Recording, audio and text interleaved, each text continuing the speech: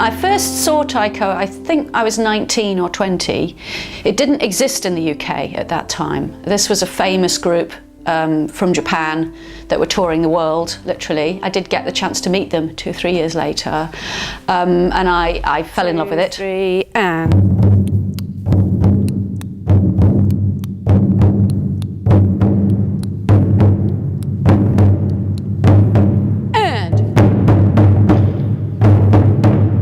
Once more, 2, 3. The reason why I ended up with it now was quite a bit later, when I wasn't doing Taiko as such. I was working in Norwich with a group of young people, teenagers, and I thought that Taiko might be a good thing for them to do, you know, because it's very physical and it's a good emotional release without being emotional.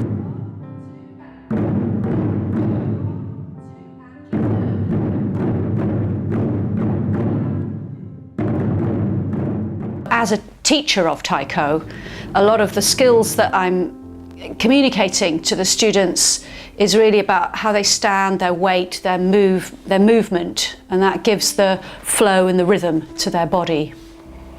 So a lot of what I bring to Taiko isn't just from what I've learnt in a box of Taiko, if that makes sense. Keep a nice strong position, everybody, just that's it. Yeah, especially when you get to there, that's good. The only time you need to be like this is when you're doing this, and then you can shuffle back to here. Okay, so starting here, arms up. So we're going into that one first. 2, 3, 4, left. Up. Up. Good. Up. Up. Again. Hey. Hey. Hey. Chase your right.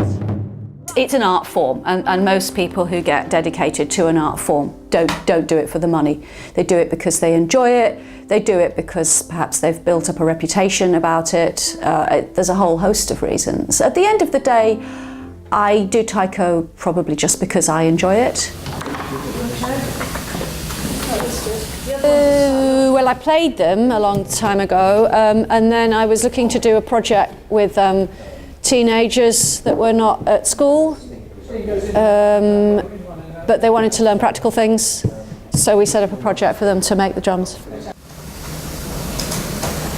I set up the project with a retired head of furniture making from the local technical college, and then I worked with a friend to bring over a Japanese craftsman. But this process I learned from a retired English Taiko maker. He developed this method. So they probably have a different method in Japan. Well, they have this, but the way that you make these pieces of wood is his own design. Steaming the wood, and the reason why we're steaming the wood is so that it makes a bow. It's got a slight angle to it, and so we can make a round shape like this. Yeah? I mean, I did learn the traditional methods from Japan. Yeah. But it's more that each person has their own method, I think. You know, you have to find your own way of doing things, I think.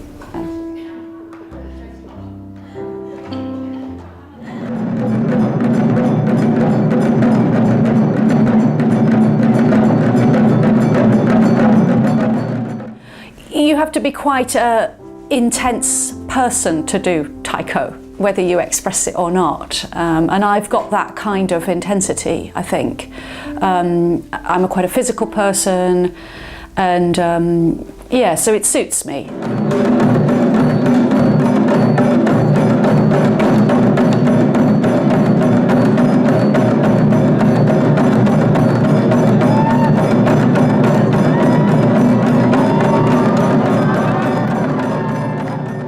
Sometimes I think for myself, I could stop Taiko tomorrow, but I've got my children who love playing it, I've got people of all ages, it means a lot to them, and if I were to take that away, so there's a side of me that's like, yeah, I could personally stop it and do something else. I'd miss it, but I could. But I've got a responsibility to other people.